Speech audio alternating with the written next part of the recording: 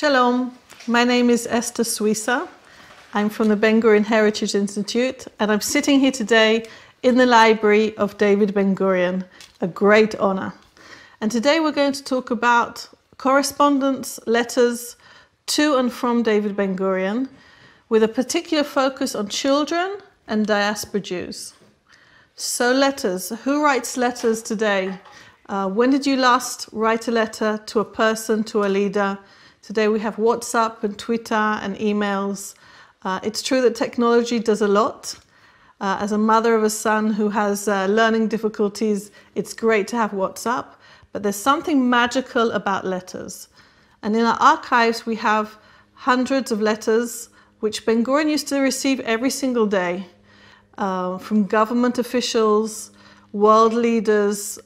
He has correspondence with Albert Einstein, with a Buddhist monk from Burma, and other people who he received from a general public, people in Israel and abroad, and children. So Ben-Gurion didn't have a lot of clothes. He has 5,000 books in this library, and he has a lot of writing materials. So he has carbon paper. Again, the younger generation probably don't know what I'm talking about, but Ben-Gurion, every letter that he writes, he makes a copy of it. So he has carbon paper, copy paper.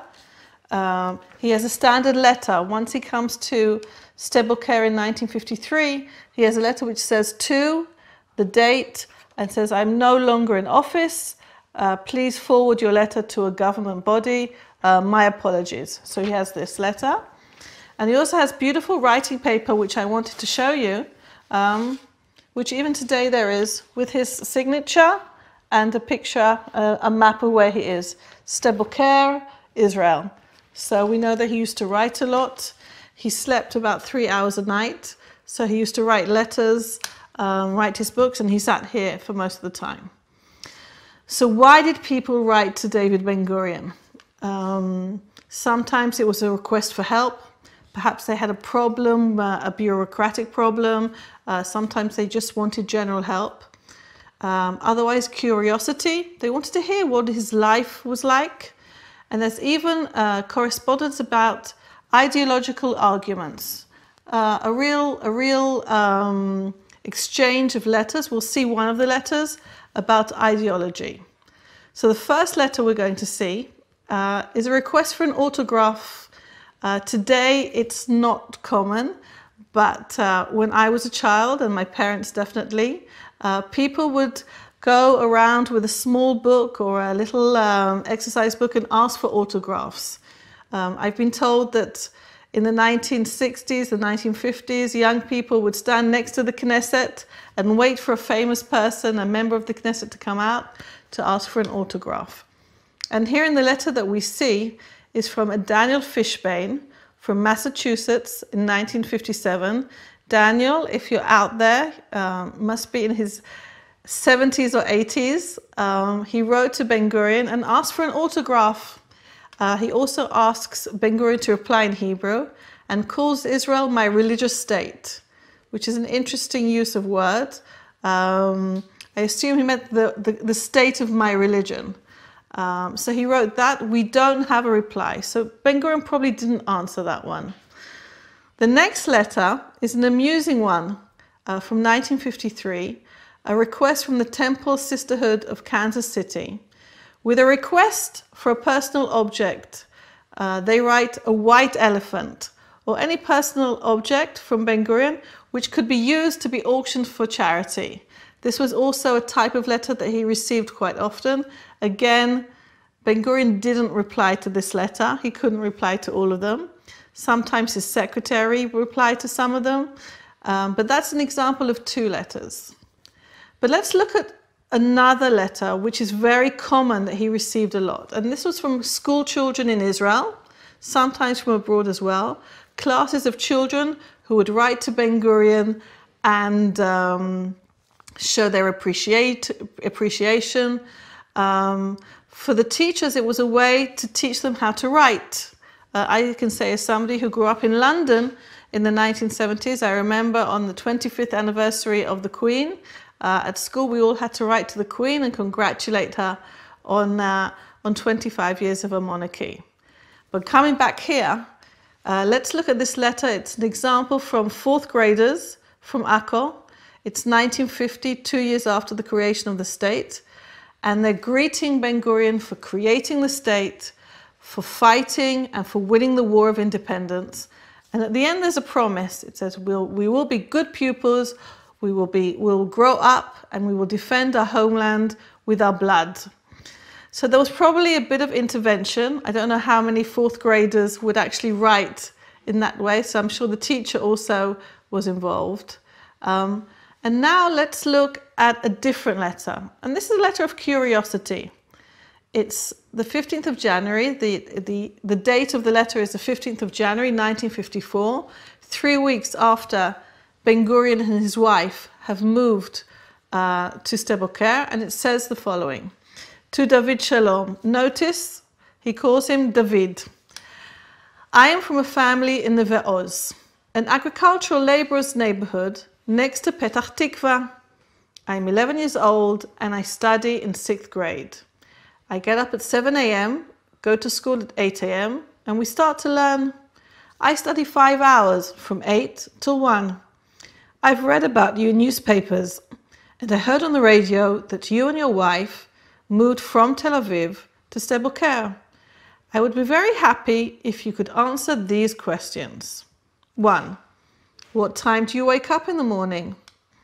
How many hours do you work? What work do you do? Where was better for you, in the city or here in Sde-Boker? How many letters arrive for you every day? Do you have any private property, such as a taxi, radio, etc.?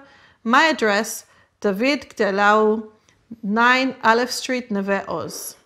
And it's really a fascinating document. It's slightly what we call chutzpah. An 11-year-old boy writes to the Prime Minister, calls him by his first name, asks him very personal questions. But Ben-Gurion treats children as small adults, which could be problematic sometimes. And Ben-Gurion's swift and cutting reply, notice the date, it's the 17th of January 1954. So in 2 days, the Israeli post managed to send the letter from Petach Tikva to Sde-Boker. And this is how he opens the letter. To David Gdelau. There are many mistakes in your letter and you should learn more. So the first thing he does is tell him off. Okay, he says you're not writing correctly. But after having told him off, he answers his questions. We get up here before 7 a.m., we eat, and then we head out for work. Everyone works at least 8 hours a day. I only work 4 hours. The work is in the field or in the pen. I have a radio, but no taxi. Taxi probably meaning a car, a private car. If it wasn't better in Sde-Boker, I would not have come. Here it is good, because here it is wilderness and desert, and everything has to be created anew. This is a theme of Ben-Gurion, the idea of coming here and starting anew. Even the earth has to be improved in order to grow vegetation. And there is nothing more rewarding than starting from scratch. And then comes the punchline. So for the meantime, make do with this. And until you improve your Hebrew language skills, do not ask me any new questions. Regards, D. Ben-Gurion, Sde-Boker. And you could say, wow, what a terrible thing to write. How could he write something like that? But first of all, he relates very seriously to the letter and to the request. But he's very, very fickle, very strict that Hebrew should be written correctly. And if there are mistakes, then he definitely tries to correct them and make sure that it happens. The next letter is actually a request for help. It's 1954. A young immigrant called Mordechai Cohen from Tunisia, age 16, living in Netanya, writes to Ben-Gurion because he's been made fun of at school. The children are laughing at his accent. And he opens his letter by saying, Dear Ben-Gurion, there's no one else in the world I can speak to you, and I must I must speak to you. And this is how Ben-Gurion answers. To Mordechai Cohen Shalom. Please forgive me for the delay in replying to your letter. Think about it. The ex-prime minister writes to a 16-year-old and first of all he apologizes. The letter probably arrived in Jerusalem, went from Jerusalem to Sde-Boker, so it took a few days. And he says the following, I read your words with sorrow and embarrassment, because I know this is not the first case, and sadly, not the last. This cursed attitude to our brothers from different countries exists among several pitiful groups among us, but I do not think that you should be personally hurt. Show your contempt to these worthless people. And regarding your military service, because Mordechai Cohen says, what will happen in the army if I'm being made fun of at school? What will happen in the army? Ben-Gurion says the following, regarding your military service, you will see that you will find friends, brothers in arms, without any racial barrier between them. In the army, there are officers from every ethnic origin, tribes of Israel, and of course also from Tunisia. And noticing your education and your talents, I wouldn't be surprised if you are nominated to an officer's course as well. D. Ben-Gurion. So first of all, we have an apology, which is very important. Also the belief that the army will be the melting pot. Ben-Gurion believes that in the army, all the different walks of life, young people from all different backgrounds would come to the army, and there would be an equality. And we always joke when we see the beginning of this letter and it says, you're the only person I can turn to. Ben-Gurion isn't the first choice I would make if I was in trouble and had to open my heart to a person, but he answers very matter-of-factly. Okay, so that's important. And now let's look at an example of an ideological argument. And just some background on this person. David Glass was a 9th grader at the Noam Midrashah religious Zionist institution. It still exists. It's a very well-known institution. So he was a religious Zionist. He was born in 1936. He died in 2004. He's no longer alive. He became a lawyer. He became very central to the Shas party. And he writes a very scathing letter to David Ben-Gurion about the importance of religion and how the religious people in Israel, basically, they're the ones who keep Israel as it is. And this is Ben-Gurion's reply. To David Glass, Noam Midrashah, Pardes Chana, P.O. Box 25.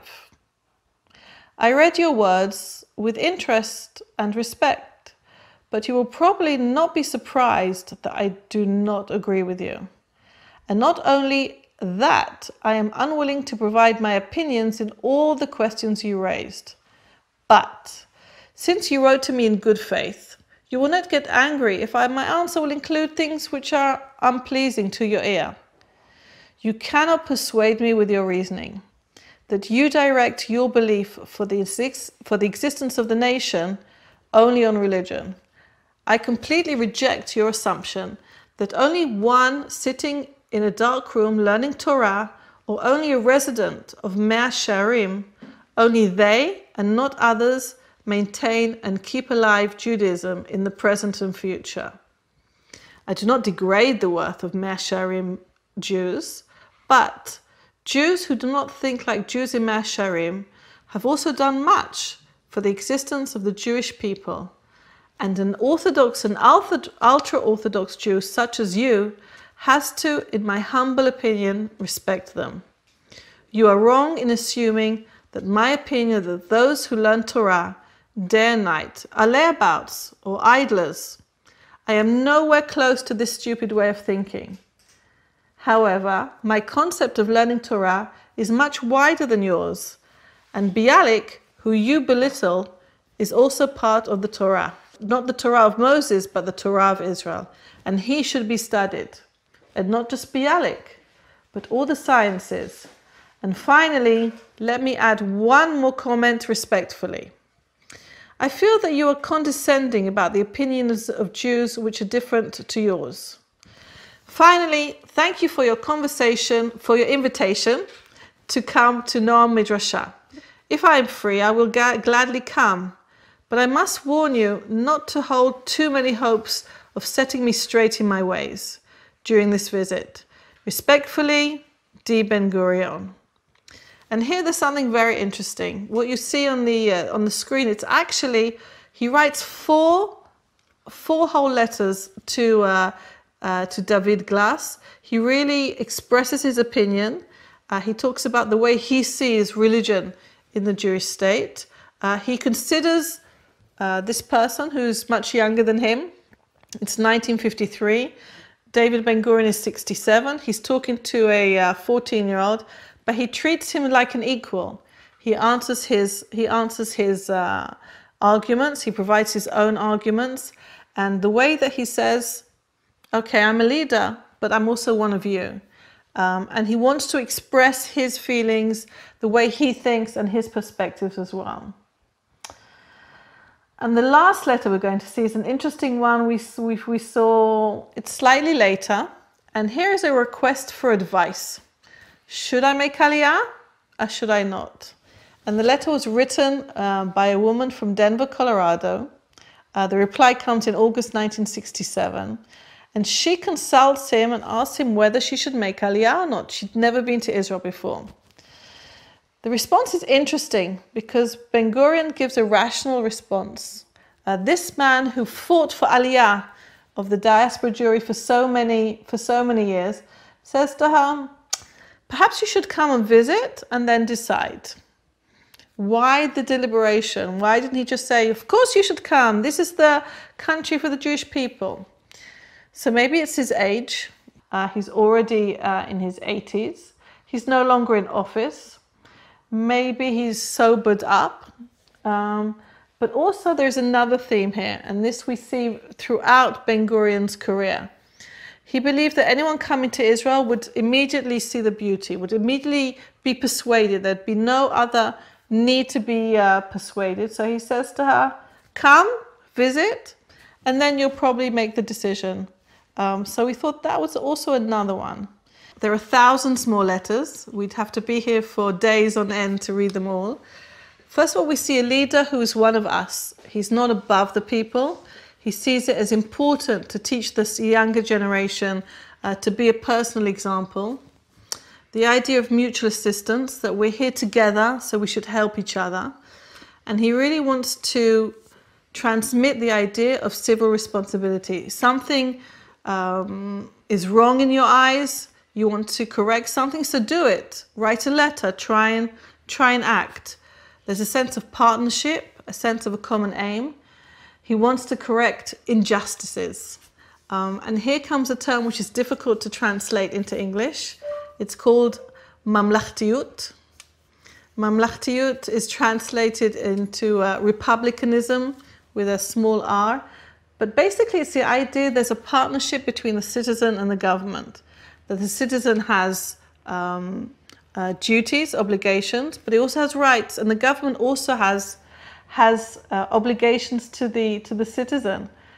And the conclusion we can say, if we look back at it, is first of all, listen to children, because they have a lot to say. And I would personally encourage the younger generation, children, to write letters. I know it's hard. I know it's easier to send a WhatsApp message or to send a picture of Instagram. But there really is something magical about reading these letters. It's a real treasure that we have, which in a few years' time we won't have because people are not writing letters. So I encourage children to write, encourage children to ask, because they're the generation of tomorrow. And this is what David Ben-Gurion saw. So we've talked about the letters, but it's quite exciting to sit here at the desk of David Ben-Gurion. We're here in the library. I think we're in the middle of the desert, and yet there are 5,000 books here. There are books in 9 languages. Ben-Gurion learns a language in order to read the books in their original language. There are another 20,000 books in his Tel Aviv home. You're welcome to visit us as long as we're open. The Tel Aviv home is also open. Ben-Gurion is obsessed with books. Perhaps that also explains his love of letters, the fact that he writes a lot, the fact that he reads a lot. And from a very early age, even from when he's a newly married man, Paula writes to him and says, we don't have money for food and you're buying books. So Ben-Gurion, who doesn't finish his formal education anywhere, is an autodidact. Everything he learns is through books. And therefore you can see behind me encyclopedias, again, a thing of the past. Children don't know what encyclopedias are today. Everybody knows Wikipedia. But you have books in French, in Spanish, in Greek. I have a small Buddha above my head and a Greek philosopher, Zenon. So you can see a very worldly person who's sitting in the desert, reading his books, writing his books, and writing to children, writing to world leaders, and writing to the general public as long as he has something to say. He only writes when he has something to say, and it's a treasure and it's very important to us. And we look forward to seeing you in person. So thank you for your time. Happy Ben-Gurion Day, and hope to see you soon here at Sde Boker.